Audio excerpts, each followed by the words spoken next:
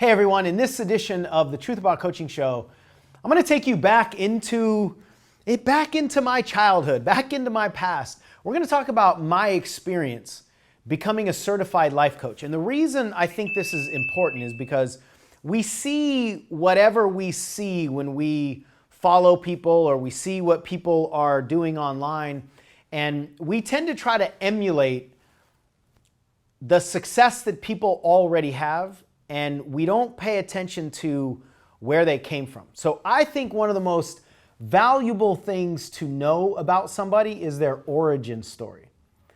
How did they actually start, right? Don't try to follow Jack Canfield, who has 60 plus New York Times bestsellers, and do the things that he now does. Find out what he did in the very beginning. If that's where you are. Wherever you are, you want to find people that can help you make your next step. So I want to share with you how I first got started. And this is 15 years ago as of the time that I'm recording this. This is back in 2005. I attended a business breakthrough event by a woman named Melanie Strick. And we did this exercise where we were supposed to say what our 90-day goals are. And I wrote this vision down. The vision was in 90 days. No, this vision was in 6 months, I want to make $100,000, right? I was caught up in the six-figure dream. Everybody's talking about six figures. At least they were back then. I think they still are now. So I write this goal down, and then we're supposed to share it with our partner. And as I write this goal down, or as I read the goal to my partner, I start crying. And I don't know if any of you have had this experience. I didn't believe anything that I just wrote down, but I wanted it so bad. You know, a lot of times when we think about our goals and they make us cry, it's because we want something so bad, but we don't believe we can get it. And it's that tension between our desire, which is pulling us this way, and our fears, which are pulling us that way, that actually create the emotion inside of our body. So that's what was happening to me. I wanted this so bad, but I didn't think I could. And I couldn't even speak to my partner. I showed him my goals, and he ended up taking me to the co-facilitator of the event, a guy named Matt. My partner asked Matt if he could help me, and he hadn't looked at me yet. Matt's looking at his calendar, and he goes, "Yeah, I can certainly help. Why don't we do something after lunch?" And then he looks at me and stops mid-word. And he goes, "Ooh, this is about to come out." So he was getting ready to say, "Let's do this after lunch." But when he saw the space that I was in, he recognized that I was about to break. So he took me out to the hotel lobby, and we couldn't find a place to sit. It was just crowded everywhere. So he sits me down on a piano bench, and he walks me through this guided visualization. And in about 15 minutes, he fundamentally changes my life. He takes me through a process that helps me identify what my biggest fears are and what beliefs those fears are tied to. And then he helps me uproot these fears. And when I got done with that exercise, I opened my eyes and I literally felt like I am seeing a different world. I walked like I had just shed a good 50 pounds. I went home and my wife asked me what happened. I went out to breakfast or lunch with my friend Jeff, and he stopped me mid-sentence and he goes, "Dude, you're smiling way too much. What are you on, and how do I get some?" So I end up emailing this guy, Matt, back like a month or two later. And I go, "Matt, dude, I don't know what you did to me, and I don't know if it's legal, and frankly, I don't care. Everybody wants me to do it to them. So how do I do that? How do I get that magic that you possessed and you gave me and shifted my entire life?" And he said, "It's a curriculum. It's called NLP. I learned it from this guy. He's coming into town this summer. Go get it." Whatever he told me, I would have followed because he had just given me this massive transformation. And that's how a lot of us get into coaching. We experience something, and then we want to follow whatever that experience was. So a few months later, I go get certified. I pay a ridiculous amount of money. I forked over like $20,000 for all kinds of programs, but 3 of them were NLP certifications. And I went to 3 week-long seminars back to back to back. So 21 straight days I studied. I was in the environment of transformation. And I just loved it. I just couldn't get enough because I wanted to give people this experience. And what I find is that most people that want to be coaches, they don't invest enough time in getting good at their craft. They just try to make money. So I got certain, I practiced, and my business starts to explode. But let me actually take you back to 4 months before that, or actually 2 months before that. I did an event. Let me go back even further. I kind of jumped over. I got so excited about NLP, I jumped over a little bit. About 6 months before that, I hired a coach. Out of that event, I hired a coach, and I told her that I wanted to, build my business. And so she had me get in motion with actually booking a room. So she said, okay, you want to do a live event? Then go book a room. Go book a hotel room. And I'm like, book a hotel room? I don't have a business. I don't have a title. I don't have content, whatever. She said, book a room. So I did. So I went over here to the hotel about 15 minutes away, and I booked a room for February 16th, I believe it was, 2006. This was November of 2005. And my goal was to do a live event for 100 people and have it audio recorded and video recorded so that I can have a product that I can then sell. I didn't believe that I could do that, but my coach believed that I could, and my coach helped me put into motion actions that I wouldn't have done on my own. So one of the biggest reasons to have a coach, especially if you're trying to build a coaching business, is to borrow the confidence of the coach when you don't have it in yourself yet, or you don't have it in the path that you want to follow. Somebody else has done this already, and if you don't have the confidence, well, you need to borrow it from somebody else. Otherwise, you're just going to stay stagnant, probably. The thing about booking a room, which is one of the concepts I teach people all the time, you've got to put skin in the game. You've got to get something committed. So if you want to create a product, let's say, book a room, whatever that looks like for you. It could be telling people that you're going to go live on Facebook or YouTube, or telling people that you're going to share your content on a Zoom call or a teleseminar, or whatever it is. Book the room, because then it puts your brain in a different mode. It tells your brain, this is happening and we better be ready. Until you book the room, your brain is in maybe mode. Your brain is in when I'm ready mode. Your brain is not committed. And that lack of commitment is what keeps people on the sidelines for months or years, because they never actually commit. They're waiting to get ready. So one of the best things I did early on is I was willing to take action. I was ignorance on fire. I didn't know how it was all going to work out, but I was taking action. So I booked the room. 90 days later, through all kinds of efforts. I mean, I wanted to fill this room as much as I could with as many people as possible.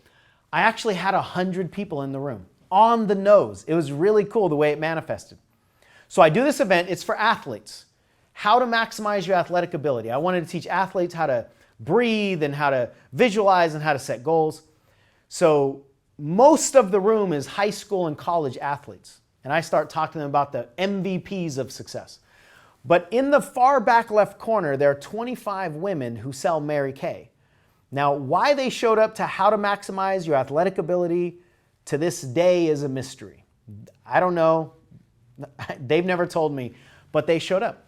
They came to me afterwards and they said, this actually relates to us as well. Will you come teach us? And I first said no. I had no interest. But after a couple months, I said yes. So in April of that year, I did a training for them. This is how I became a coach. I created an order form because I wanted to sell products. That's one of the things you do when you do live speaking events, right? So I wanted to sell products, but right before I sent the paper to get printed, or right before I hit print on my own printer, I didn't want the thing that I really wanted to sell, which was a $250 group coaching program. I didn't want that to be the highest price that they see. I wanted them to see a higher price so that that one looks a little bit lower. And so I thought, well, what can I create that's $1,000?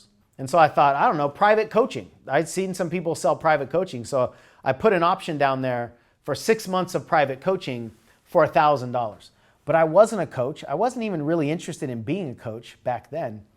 And so I told my assistant, who asked, what do I tell people if they say, what is this coaching thing all about? And I genuinely said, I hope they don't, because I don't want to coach anybody.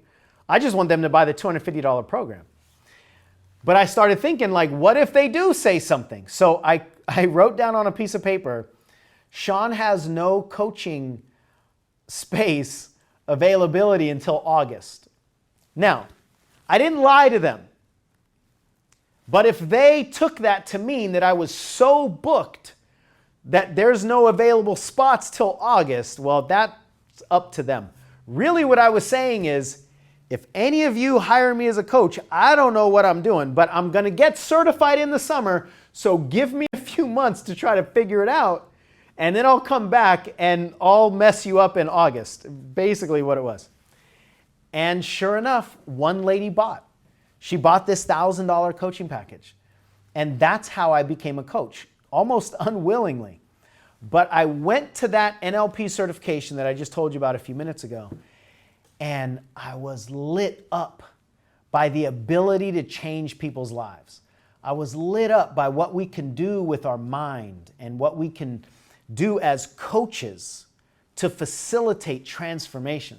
I came out of that certification and I was just like, I want to transform everybody. You know, you get a transformation, and you get a transformation, and you get a transformation. And I just got in motion. I did a bunch of teleseminars for free. I invited the 12 people that I had on my email list inside of Outlook back then and invited them to a phone call. I went all around my local area and spoke to anybody who was interested in bringing a speaker in about anything that they would listen to. I got in motion. I got in motion, and then more motion, and then more motion, and then more motion. What most people are doing is they're trying to get everything lined up properly and perfectly before they take action. They want to know exactly who their target client is. They want to know exactly the program that they're going to sell. They want to know the price. They want to know the marketing funnels. They want to know all this stuff that is literally unknowable until you get into massive action. And it's even more important nowadays than it was 15 years ago. My experience is that when you get into motion, your clicking point will find you. Your seeker will find you. They will seek you out and say, I want you to teach me that.